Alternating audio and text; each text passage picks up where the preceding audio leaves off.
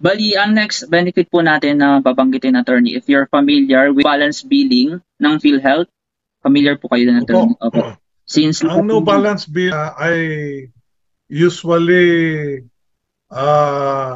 binibigay ng ating public hospitals. But kung private hospitals, ang wala. ginagawa 20% lamang. Yun nga po. So in most cases sa public hospital, no balance billing, ibig sabihin libre yung yung hospitalization ng senior citizens. Okay po. Bali, ulitin lang natin po, attorney, yung free PhilHealth coverage, since lahat nga po ng mga citizen ay covered na po ni PhilHealth. So just in case ang isang senior citizen hindi pa nakapag-registered sa PhilHealth, ano po yung first na gagawin nila para makapag-member sila kay PhilHealth? Dalawang bagay sa konsulta, Kin. Number one is you must be a member ng PhilHealth. Sa bagong definition of healthcare, lahat na po ng Pilipino ay member ng PhilHealth. Ibig sabihin natin, lahat na senior citizens. Ngunit, may isang ceremonial work pa tayo. Dapat magparehistro. Kasi sabihin mo mang member ko ng PhilHealth, pag na-hospital ka, pag nagpa-konsulta ka, at tinatanong ka, member ka ba ng PhilHealth, wala kang maipakita, di siyempre, babalik ka sa step number 1. Kaya, kailangan po lahat ng senior citizens ay magpamiyembro ng PhilHealth. Ang pangalawa po, kailangan dadalhin yung pangalan nila doon sa accredited na consulta provider. That's the second step. Hindi po FOMO PhilHealth member ka, pati ka ng member ng konsulta ng isang diagnostic laboratory. So, yan po ang dalawang bagay. Register with PhilHealth, register with a provider. Now, so sa konsulta ay outpatient siya. Ibig sabihin, hindi ka nako-confine.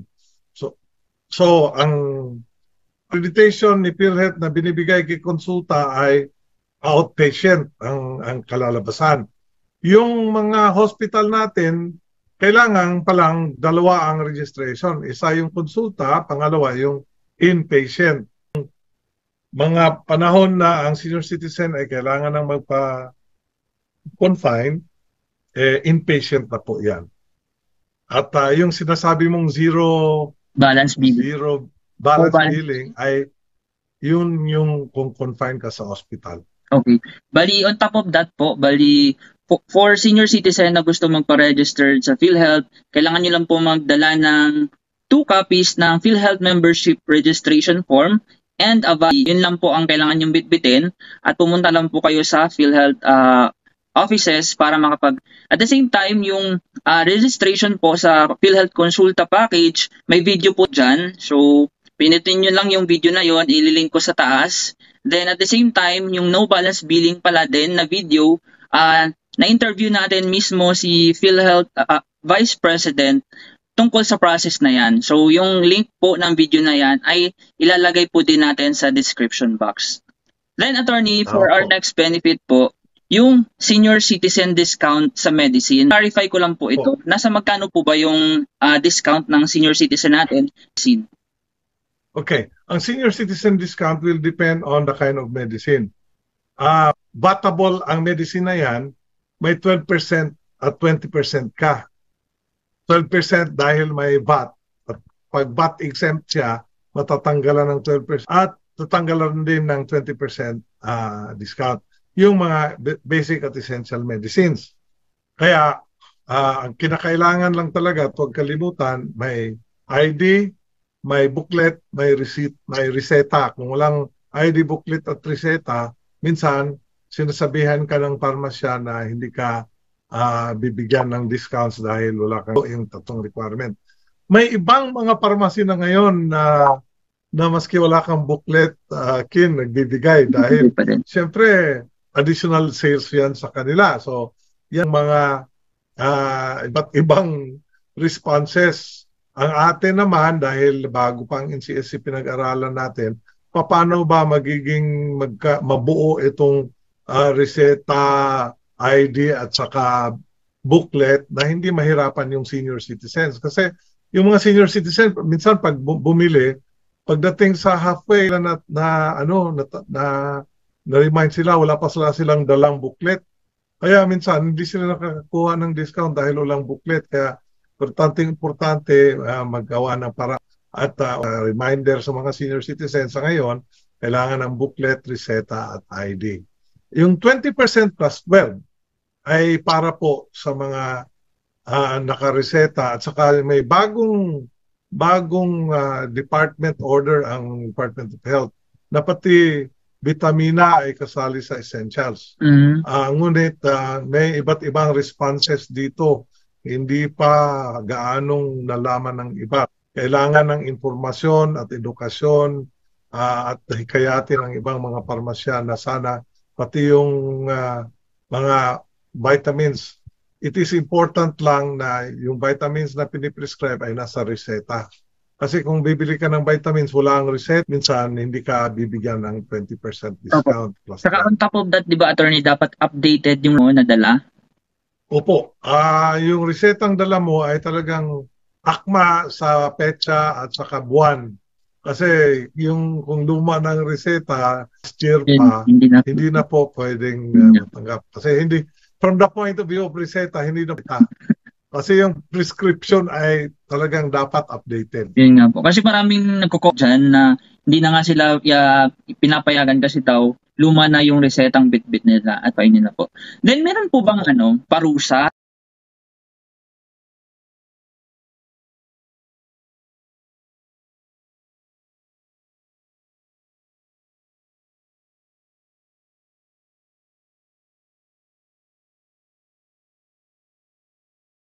Parusa sa mga establishment or mga clinics or let us say mga pharmacy na hindi nagbibigay ng discount sa senior citizen? Meron po. Sa Republic Act 9994, klaro po yung mga parusa. Kaya sana po magkaintindihan tayo. In fact, kailangan lang ng dialogue process kasi bago pa lang ang komisyon at natutuwa naman tayo kasi marami din ang sumusunod na ng 20% plus 12. Meron ding mga benefits na iba, hindi lamang sa medicine ito, Ken. Meron ding grocery, meron ding para sa kuryente, sa tubig at iba pa. Kaya sana yung mga OSCA officers natin, mga FISCAP officers, mag-aaral din sa 9994 at 11916. At sana po din ang NCSC, ang OSCA, pati ang mga LGU, sa mas magiging significant pa yung suporta natin senior citizens.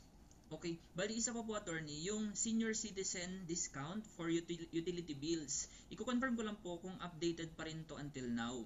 Nakalagay kasi dito na pag less than 30 cubic meters of water, tapos 100 kilowatt per hour, pag electricity naman per month, magkakaroon ng per count.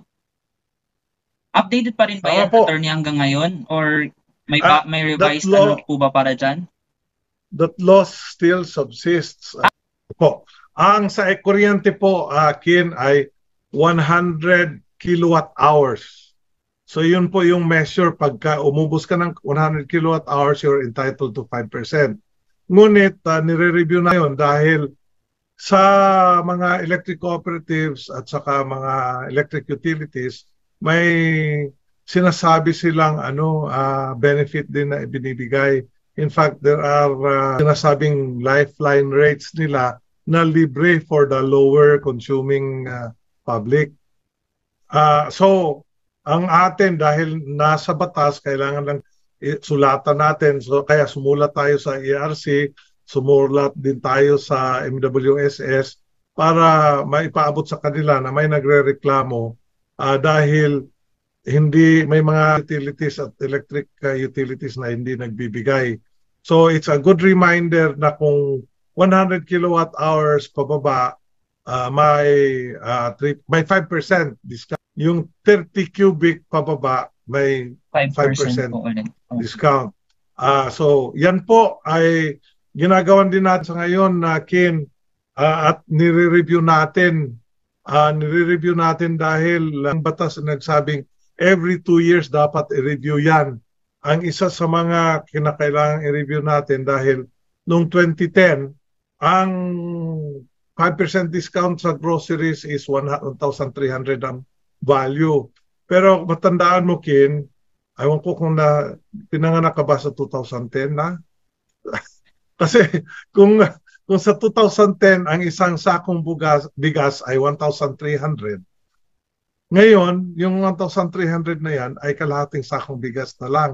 So kailangan i-review natin, hanapan ng paraan para masuportahan pa rin natin yung senior citizens. So ito po ay ginagawa ng komisyon at ang nangungulo sa committee na ito na mag-review ay si Commissioner Keta Rodeles. So sa darating na panahon, tatawag din kami ng consultation para maibigay ng publiko din yung mga karampatang mungkahi nila o solusyon sa mga problema.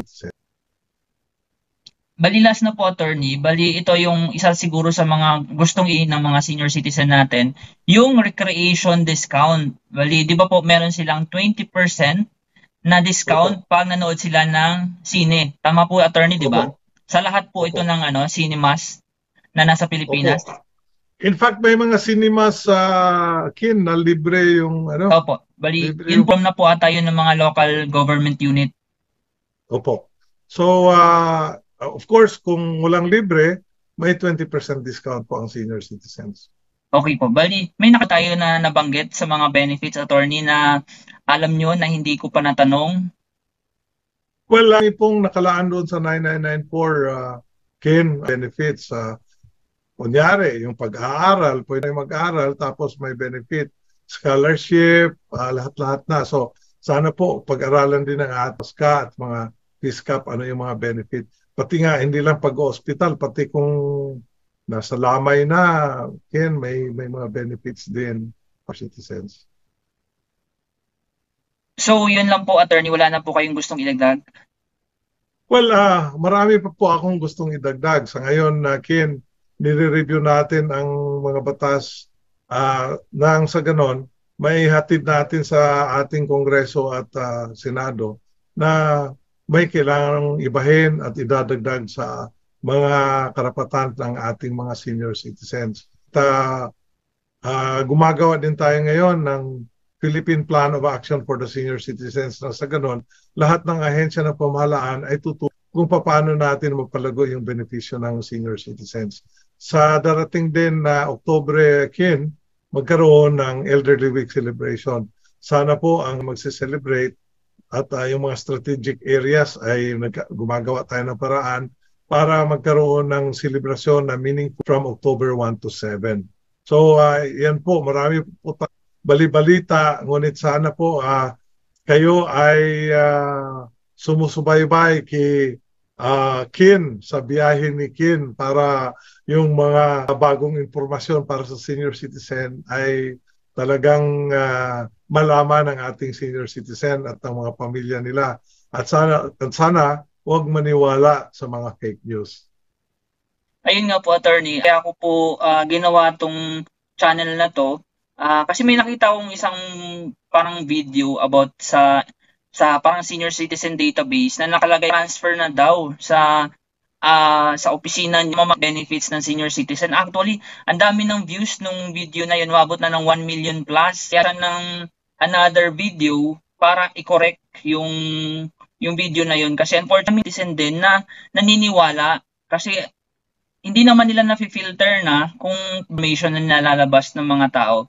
So, in my part po, attorney, just in case yung gustong information na gusto nyong i-disseminate sa ating mga senior citizen, feel free to message me lang po. May email address ko naman po yung inyong mga public relations officer. So, madali lang naman po akong kontakin.